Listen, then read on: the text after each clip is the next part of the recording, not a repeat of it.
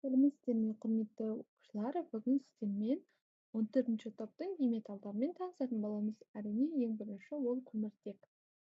Ең бірінші көміртектің осы периодтық жүйеде орналасуына көз жүгіртейік. Көміртек периодтық жүйеде екінші периодта 14-ші топтың негізгі топшасында орналасқан. Оның атомдық номері 6, салыстырмалы атомдық массасы 12. Енді осы көміртектің атомның құрылысына келетін болсақ, онда 6 протон, 6 электрон, 6 нейтрон бар. Электрондық конфигурациясы 1s2, 2s2, 2p2. Енді мына жерде 3D моделіне қарайтын болсаңыздар, бұл жерде, яғни көміртекте бірінші энергетикалық қабатында 2 электрон бар, екінші энергетикалық қабатында 4 электрон бар.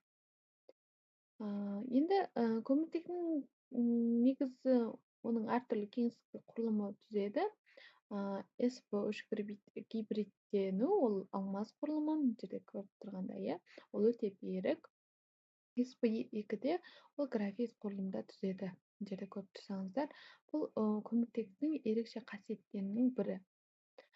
Жалпы оның 3 изотоп бар, яғни көміртек 12, көміртек 13 және көміртек 14. Осы көміртек 14 ол радиоактивті изотопқа жатады. Көміртектің ашылуына келетін болсақ, ол өте ертеден адамдар осы көміртекті білген, яғни көмір, графит және алмаз ежелгі заманнан қолданып келеді. Кейіннен көптеген ғалымдар көміртектің қасиеттерін зерттеп, соның ішінде Антони Лавуазье көміртектің жану процесін зерттеген болатын. Енді көміртек табиғатта кең таралған, ол көмірдің, мұнайдың, табиғи газда, ақтаста, тірі ағзада кездеседі. Жалпы көміртектің көбінде табиғи газдардан алынады. Мысалы, көмірді өңдеу арқылы мұнай өнімдерін, органикалық заттарды қыздыру арқылы көміртекті аламыз. Көміртектің бірнеше аллотропиялық түрлері бар. Ең бірінші, яғни бәріміз білетін алмаз, ол өте қатты, мөлдір, электр өткізбейді. Графитке келетін болсақ, ол қара түсті, жұмсақ электр тоғын өткізеді, және сонымен қатар флерин деген аллотропиялық түрі бар, ерекше молекулалық құрылымға ие. Және осы көміртектің химиялық қасиетіне келетін болсақ, ол ең бірінші оттекпен әрекеттесіп, яғни оксид көмір қышқыл газын түзеді. Шала жанған кезде көміртек оксидін, көміртек моноксидін түзеді. Сонымен қатар металдармен де әрекеттеседі. Бұл жерде реакция теңдеуі берілген. Және көміртектің қосылыстарына келетін болсақ, жалпы көміртекте ең бірінші бәріміз білетін ол көмір қышқыл газы СО2. Яғни СО2 ол бізде қазір ең басты мәселе осы атмосфераның ластануы, қалай СО2-ні азайту керек деген осы бүкіл ғаламшардың басты негізі мәселесі болып отыр. Сонымен қатар көміртек тотығы бар, көмір қышқылы бар, және де кальций карбонаты бар.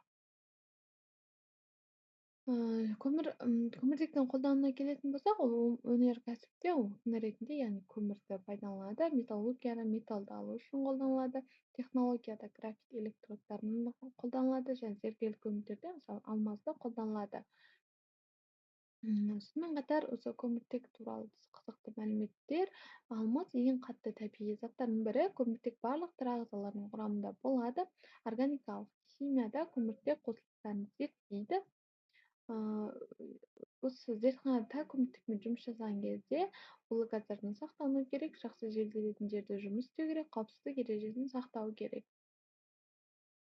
Көміртектің болашағы маңызды рөл атқарады. Ол нанотехнологияларда, жаңа материалды алуда, медицинада, электроникада пайдаланылады. Жалпы бүгінгі сабақтарыңыз бойынша сұрақтарыңыз болса төменде жазып өтіңіздер, және сілтемеде берілген тест тапсырмаларын орындауды ұмытпаңыздар. Назарларыңызға рахмет.